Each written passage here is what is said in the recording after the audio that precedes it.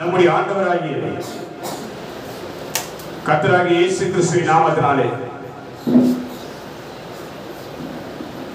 ஒரு மகிமையுள்ள நாமத்தினாலே வல்லமையுள்ள நாமத்தினாலே இன்றும் தம்மை தேடுகிறவர்களுக்கு பலன் தருகிறவர், இன்றும் தம்மை நம்புகிறவர்களுக்கு அற்புதம் செய்கிறவர், இன்றும் தம்மை நோக்கி பார்க்கக்கூடிய முகங்களை பிரகாசிக்க பண்ணுகிறவர், இன்றும் அவரை நோக்கி பார்க்கக்கூடிய முகங்களை பிரகாசமாக்கி மறுரூபமாக்குகிறவர், நம்மோடு கூட வாசம் பண்ணி கொண்டிருக்கிற பரிசுத்த ஆவியாயிருக்கிற தேவனுடைய நாமத்தினாலே தேவ ஜனமாகிய நமக்கு பரலோக ராஜ்யத்திலிருந்து நன்மையும் கிருபையும் ஆசீர்வாதமும் ஐஸ்வர்யமும் சுகமும் பலனும் பாதுகாப்பும் பெறுகின்ற ஆவியினாலே பெறுகிற ஆவியினால வந்தா ஆவியில பெறுகிறது.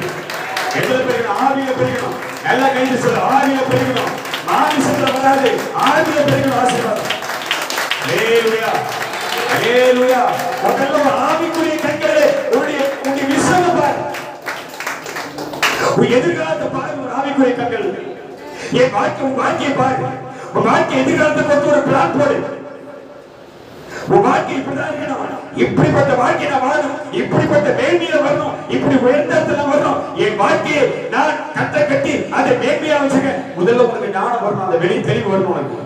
அதை நீ கொண்டு வந்தா, பிளான் பண்ணா, வடிவமைத்தா அதை நிறைவேற்றுகிற ஆவியானவர் கத்த செய்வார். ஹalleluya. உன் வாழ்க்கை குறித்து, உன் குடும்பத்தை குறித்து நீ பிளான் பண்ணா. பிளான் பண்ணாம என்ன பண்ணக்கூடாது, எதுவுமே செய்யக்கூடாது. பிளான் பண்ணாம என்ன பண்ணக்கூடாது, செய்யக்கூடாது. நல்ல புரிஞ்சு நான் சொல்றத, நான் அங்க போகல, உனக்கு சொல்றேன். உன் வாழ்க்கை குறித்து, உன் எதிர்காலத்தை குறித்து ஒரு பிளான் போடு. என் வாழ்க்கை இப்படிதான் இருக்கணும். எப்படி இருக்குன்னா, எப்படி இருக்குன்னா, எப்படி இருக்குன்னா, ஒரு பெரிய விலை உயர்ந்த நல்ல கார்ல தான் நான் என்ன பண்ணலாம் போகணும். அந்த கார் வர வரைக்கும் அமைதியா இருப்பேன். நல்ல பெரிய வீட்டுல தான் நான் எப்படி இருக்குன்னா, எப்படி இருக்குன்னா, சொகுசா இருக்கணும். நான் சொல்றது புரியுதா உனக்கு? சொல்றது புரியுதா? என் வாழ்க்கை, என் குடும்பம் எப்பவுமே எப்படி இருக்கணும், ஆசீர்வாதமா இருக்கணும். உன் வாழ்க்கையை குறித்து ஒரு பிளான் போடு.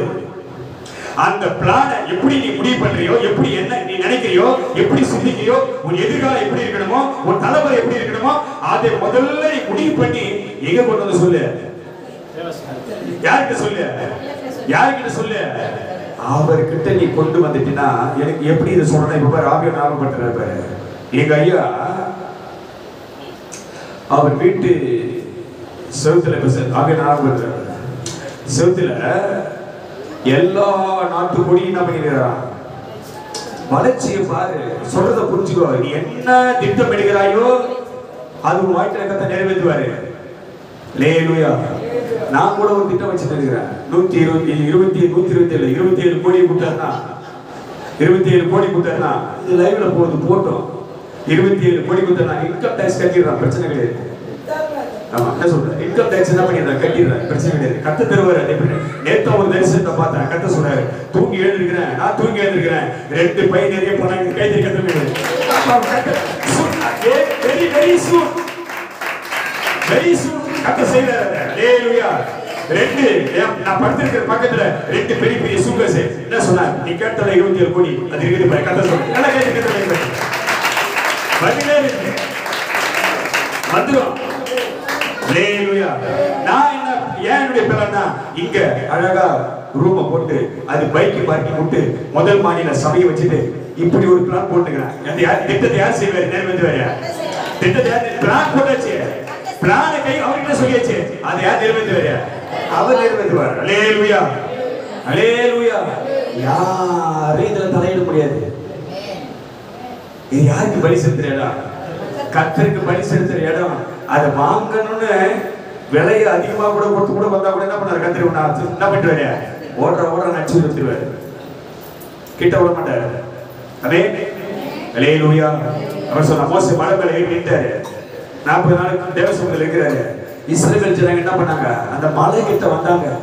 மலை கிட்ட வந்தோடனே கர்த்தர் சொன்னார், மோசே ஜனங்கிட்ட பேசு, என் மகிமை இறங்கி இருக்கிற இடம், ஜனங்கள் கிட்ட வரக்கூடாது, மலையை தொடர்பு கைத்திரி கத்த வைக்க. ஹalleluya ஹalleluya. மகிமை இறங்கி இருக்கிற இடம், இதுல யாரு கிட்ட வர முடியாது. அப்படி சொல்லுவோமா, மகிமை இறங்கியிருக்கிற இடம், கர்த்தர் அசைவாடுகிற இடம், கர்த்தர் கிரியை செய்கிற இடம், கர்த்தர் மகிமைப்படுகிற இடம், கர்த்தரை துதிக்கிற இடம், கர்த்தருக்கு வழி செலுத்துகிற இடம், கர்த்தர் பேசுகிற இடம். இந்த இடத்துக்கு யாரும் வர முடியாது கிட்ட. ஆமென். அல்லேலூயா, அல்லேலூயா.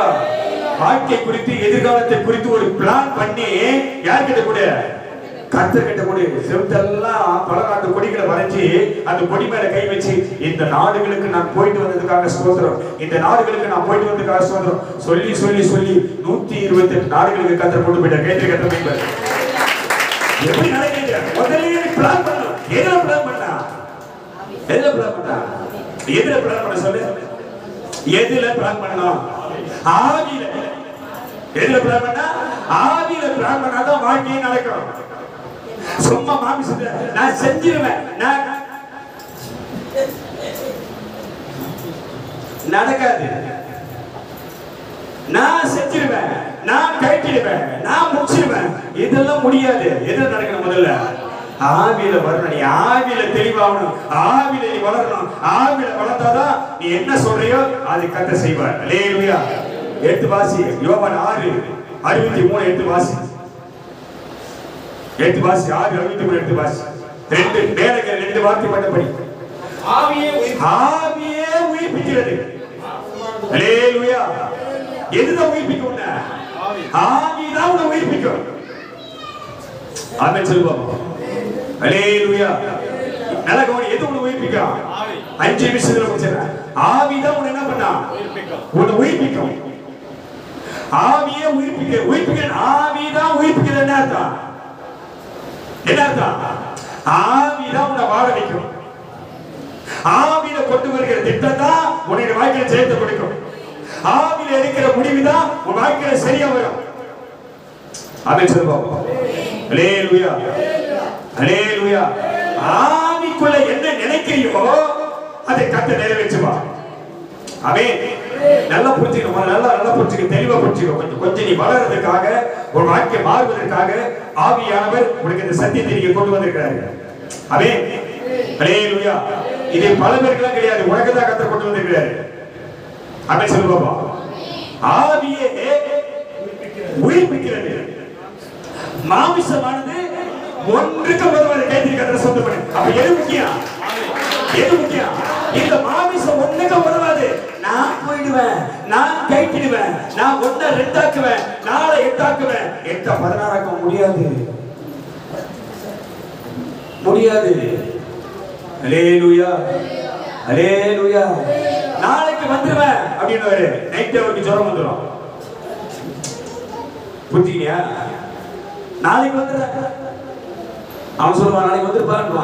நாளைக்கு நான் வந்துருவேன். இன்னைக்கு நைட் என்ன ஆயிடும்? அவருக்கு வந்துடும். அப்ப என்ன ஆயிடுச்சு? மாமிசத்துல ஒண்ணு நடக்காதுப்பா. முதல்ல உன் வாழ்க்கையை ஆவியை நடந்த கத்துக்க. அவன் சொல்லுவாப்பா. ஆவியை உயிர்ப்பிக்கிறது, மாம்சமானது ஒன்றுக்கு உதவாது. அப்ப எந்த ஆவினா எது? ஆவினா என்னது? சொல்லுப்போம். ஆவினா தெரிஞ்சு வைக்க முடியாது. ஆவினா என்னது? சில பேருக்கு தெரியவில்லை. பாப்போம். ஆவினா என்ன தெரிஞ்சவங்க வாய் பண்ணிக்க முடியாது. அப்ப எல்லாருக்கும் வாய் பண்ணி மாதிரி எல்லாருக்கும் தெரியுமா? தெரிஞ்சவங்க கை தூக்கு. தெரிஞ்சவங்க கை தூக்கிட்டா நான் கேள்வி கேட்பேன். நான் கேட்பேன், ஆவினா என்ன? இப்ப யாருக்கும் தெரியல. ஆவி, ஆவியே உயிர்ப்பிக்கும் அப்படின்னா என்ன? என்ன ஆவினா என்ன? எங்க இருக்குது அந்த ஆவி? பரிசுத்த ஆவி இருக்குது. என்னென்ன ஆவி இருக்குது? ஆவியை உயிர்ப்பிக்கும். அப்படி நல்லா புரிஞ்சுக்கோ. நல்லா புரிஞ்சு எடுத்துக்கோ. 2 Corinthians 3 பதினேழுக்கு வாங்க. உனக்கு சிம்பிளா சொல்லி கொடுத்துட்டு இந்த ஆராதனை முடியும். 2 Corinthians 3. கர்த்தரே ஆவியான கைதில் மையப்படுத்திக்கோ. ஆவியே உன்னை உயிர்ப்பிக்கிற என்னது? திரும்ப உயிர்ப்பிக்கிறா.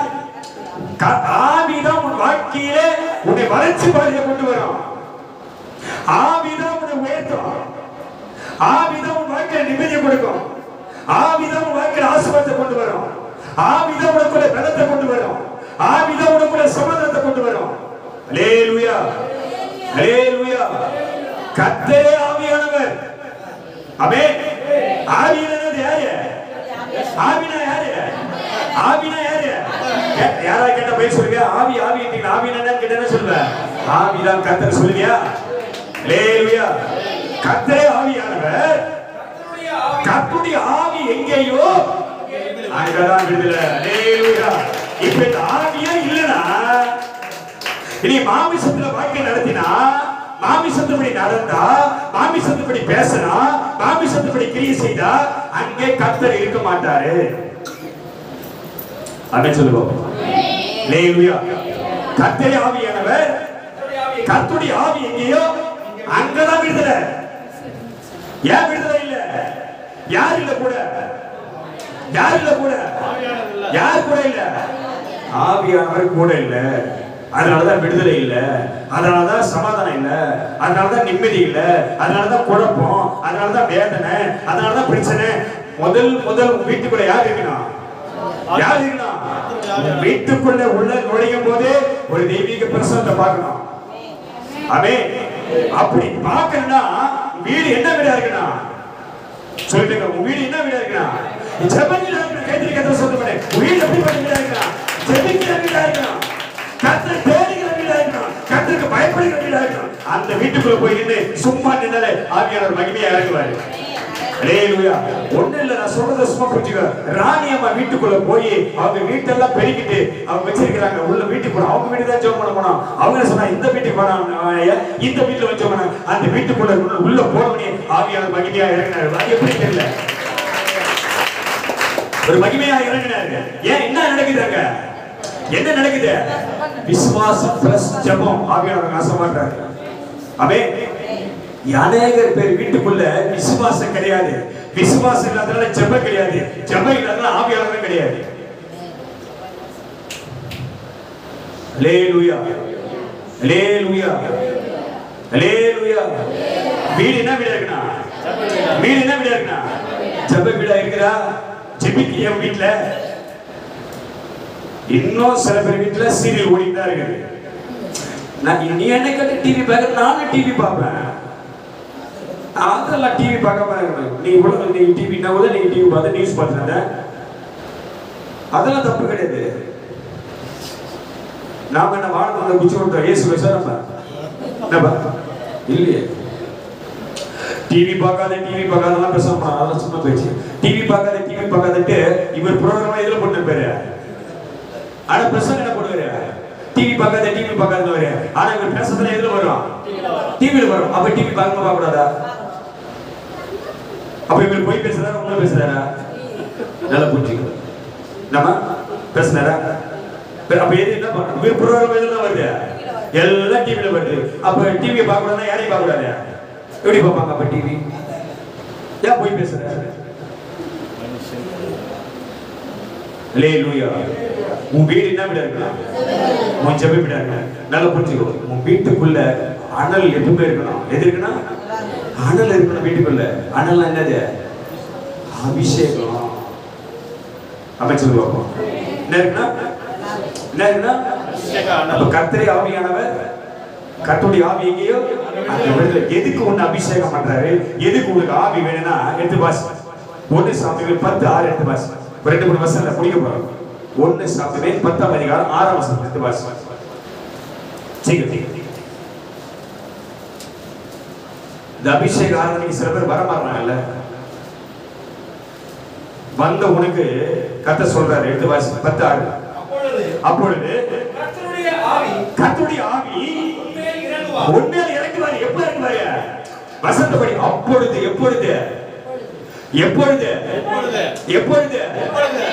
எப்பொழுது அவரை அபிஷேக ஆராதனை அவரை ஆராதிக்க எழுந்து நிற்கும் பொழுது. அல்லேலூயா. அல்லேலூயா. அவரை அவருடைய சமூகத்தில் எழுந்து நிற்கும் போது, அபிஷேக ஆராதனைகளை எழுந்து நிற்கும் போது, அப்பொழுது கர்த்தருடைய ஆவி உன்மேல் இறங்குவார். இறங்க மாட்டாரா? இறங்க மாட்டாரா? நீ பாக்கலையா?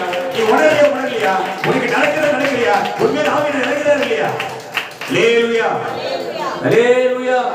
நீ வாயை திறந்து பாடினா, கையை தட்டி கர்த்தரை துதிச்சா, நீ எதிர்பார்க்காத ஆவியானவர் உண்மையில இறங்குவாரு. அது முதல்ல செஞ்சுப்பாரு.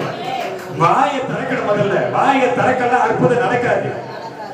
கர்த்தர் தான் சொல்றாரு, உன் வாயை விரிவாக என்ன பண்ண, அதை தர, முதல்ல வாயை தர. எங்கெல்லாம் பார்த்து வாயை திறக்கிற, எங்கதான் வாய் திறக்க முடியல, எங்க வாய் திறக்க முடியல, தேவ சமுதிரம் வாயை திறக்க முடியல. வாயை திறந்து பாட்டு போற ஊர்ல சொல்லிட்டான், வாயை திறந்தாத என்ன வந்துடும், கீழே முத்துக்கள் கொட்டிடும். அல்லேலூயா, அல்லேலூயா. நல்ல கையை தட்டி, நம்ம விஜய விட்டு பாரு, கை எப்படி தர, ராஜ்ய விட்டு பாரு, கை எப்படி தட்டுறாங்க பாரு, எப்படி சபையாகிறோம். நல்ல கை தட்டா, இப்ப சொல்லு நல்ல கை தட்டா, உனக்கு சுகர் பிபி எதுவுமே வராது. மந்திரம் தான். எது மந்திரம்? உனக்கு வரவே வராது. நீ முதல்ல பாத்தீங்க, சுகரும் வராது, வரவே வராது. நீ தான் கை தட்டுறதே கிடையாது. கை தட்டி பாரு, நல்ல கை தட்டி, நல்ல வாய் திறந்து கர்த்தர் ஆராதனை செஞ்சு பாரு, வரவே வராது. வந்தேன் தெரியாம போயிட்டு. ஏன்னா இது அக்கு பச்சை. இது பேர் என்ன? என்ன பச்சை? இதுங்க அக்கு பச்சை. உனக்கு தெரியாது இதெல்லாம், இது உனக்கு தெரியாது.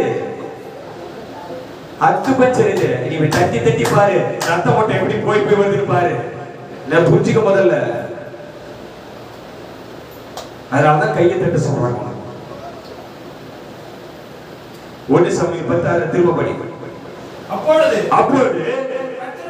கர்த்தருடைய ஆவி உன்மேல் இறங்குவார், நீ அவர்களோடு கூட தீர்க்க தரிசனம் சொல்லி தேவ மனுஷனாவாய். கைதிரி கர்த்தரை பயன்படுத்தி. அல்லேலூயா. எதுக்கு அபிஷேக ஆராதனை? எதுக்கு அபிஷேக ஆராதனைக்கு வந்து நிற்கிறான்? நீ வந்து நின்னா, கர்த்தர் சமூகத்தில் நின்னா, உங்களை யாரு வருவாரு? யார் இறங்குவாரு? ஆவியானவர் வந்து இறங்குவாரு. இறங்கி உன்னை சும்மா இருக்க மாட்டாரு. உனக்குள்ள என்ன கொடுப்பாரு? வரங்களை கர்த்தர் கொடுப்பார். அல்லேலூயா.